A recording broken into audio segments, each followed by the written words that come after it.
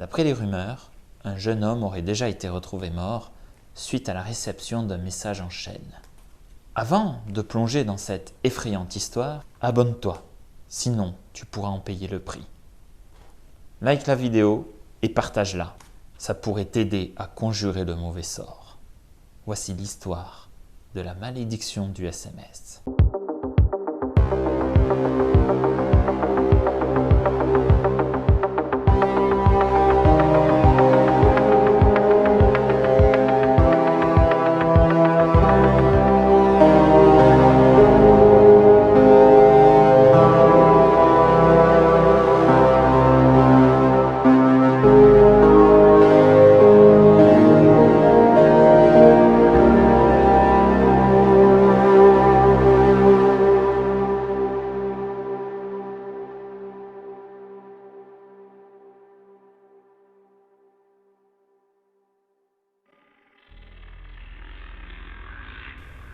Kevin, un jeune trentenaire célibataire, coach dans une salle de sport, ne rentre pour une fois pas trop tard du travail.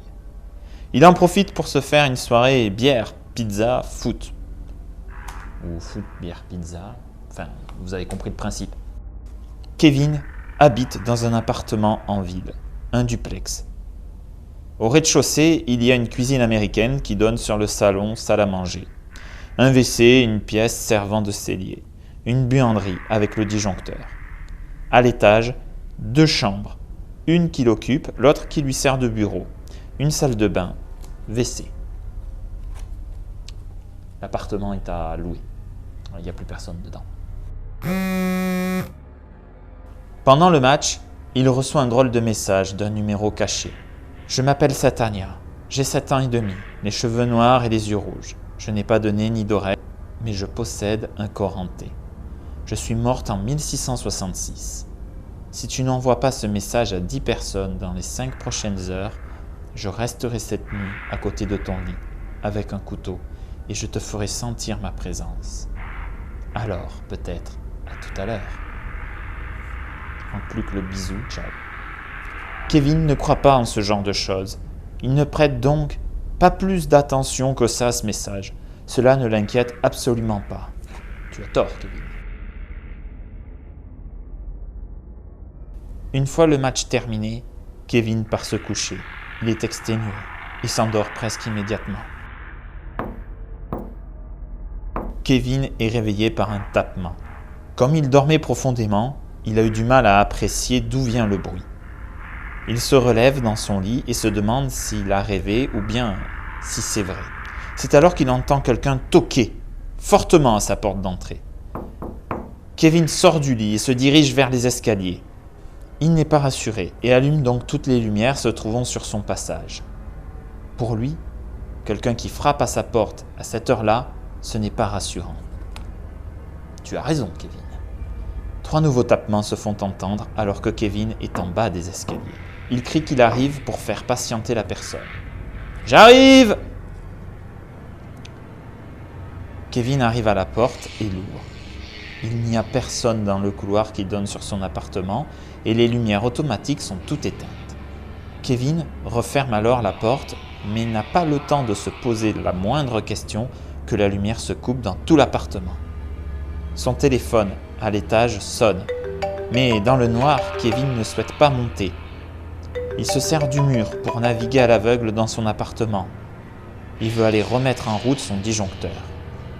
Il rentre dans la buanderie et réenclenche celui-ci. Les lumières se rallument. Kevin sort de la buanderie, monte à l'étage, mais il fait des petits pas, car il n'est pas serein. Il sent bien que quelque chose est en train de se produire.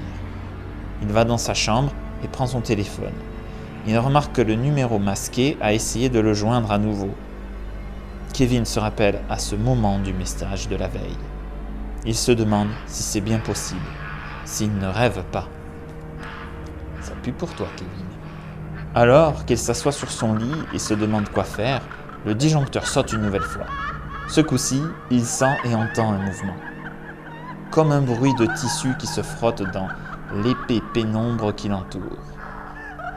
Kevin est littéralement paralysé par la peur. Il sent le lit s'affaisser derrière lui. Puis il perçoit une respiration et sent une odeur nauséabonde. Et enfin, la lame d'un couteau.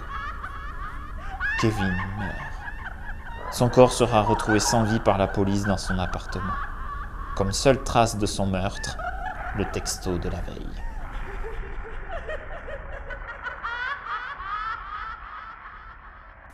Jamais cette histoire ne s'est produite. Le message en chaîne existe bien, mais dans l'histoire, depuis que l'être humain utilise des téléphones portables, jamais un message en chaîne n'a été un indice ou un sujet d'enquête. De plus, Satania, c'est tout sauf original. Satania égale Satan, le chiffre 7 également. Et pourquoi reprendre 666, le 666, dans 1666, le chiffre du mal absolu? Ça décrédibilise à fond cette histoire. Et on ne sait même pas pourquoi cette fille nous en veut. Par qui elle est hantée? Pourquoi envoyer le message à 10 personnes? Et pourquoi dans un délai de 5 heures? Et puis le coach de sport qui se fait une soirée bière, pizza, foot. Et je ne vous parle même pas de qui pourrait être témoin d'une telle histoire. Comment fait-on pour pouvoir la raconter si le seul témoin est mort? Honnêtement, vous pouvez dormir tranquille ce soir. Allez, n'oubliez pas de commenter la vidéo pour me dire ce que vous avez pensé de cet épisode. Oh merde!